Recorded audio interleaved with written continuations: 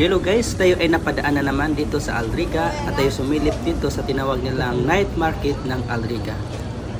Dito po natin matatagpuan ang iba't ibang pagkaing Pinoy na nakahanda para sa atin. Marami po tayong pagpipilian dito, iba't ibang klaseng mga pagkain all around the Philippines. Dito yan matatagpuan sa night market sa Alriga. Kumbaga ito ay Filipino community na parang merkado. Yan. Kami po dito namimili kung anong gusto namin matipuhan. Kasama po ang aking kaibigan. No, the smaller one. One piece. Yeah, bro, kaya lang. Kapag kami namimili, kami muna ay mamamasyal. Ikutin muna namin itong buong night market. Kung ano pa ating makikita, kung ano ating matitipuhan na pagkain. Sama na. Ano? Tirahin na natin. Sa gabi pala, mayroon ditong banda. May live band. Kaya sa oras na to wala pa. Kaya dumating kami dito mga 6 o'clock ng gabi. Kaya wala pa gaanong tao. Siguro mga bandang alas 8 to alas 12 ng gabi, marami ng tao na dumadag sa dito. Tukat baboy. Tukat baboy. Tukat baka.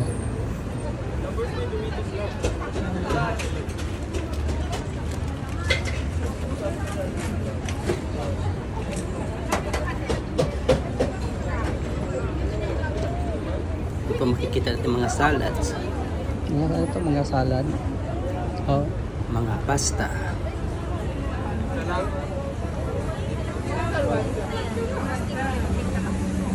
Saka ang presyo dito ay abot kaya, mga kaibigan. May gravy na. Sir, Abot steak rice, sir? kaya, abot kaya sa pusa. 25 lang. Madali lang bunutin. Sorry.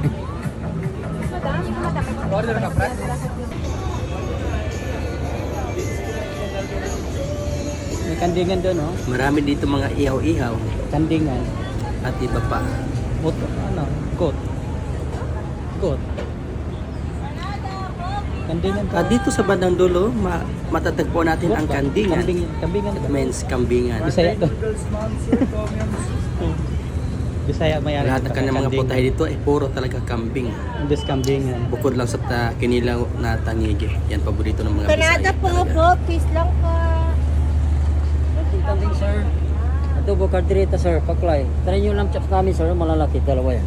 25 lang po. Tsaka yung bunmaro namin, 18 lang po, with dress na. Dalawa din po yan, malalaki. Yung paklay, masarap yung paklay. Yes sir. Kanada po. Paklay Bisaya. Sabi nga, Bisaya. Kasi kandingan. Taga Davao may-ari. Ah, Hindi na may-ari. Bisaya. Davao. Taga Davao. Kaya lahat, puro kambing. Oo. Pero yun sir, may kumbugins kami, dalang ulam na.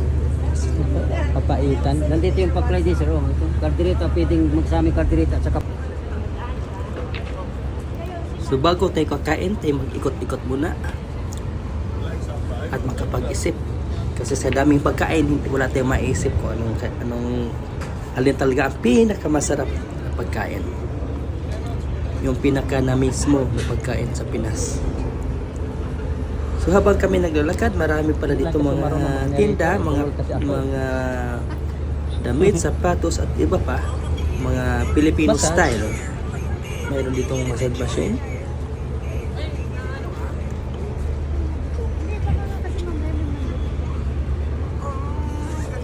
Mag-ikot-ikot muna kami at maghanap ng matitipuhan.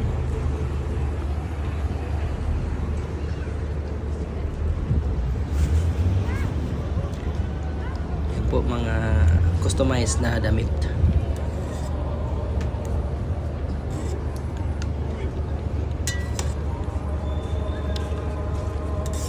Pwede papit maka ko dyan? Mukha. Lagay sa t-shirt. Mukha natin dalawa.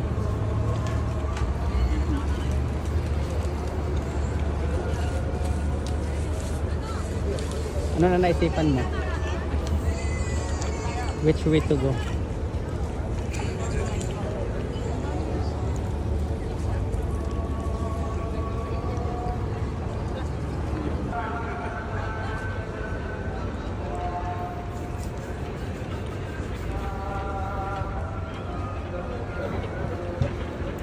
Okay guys, hanggang sa muli nating pakikita. Maraming salamat sa inyong panonood.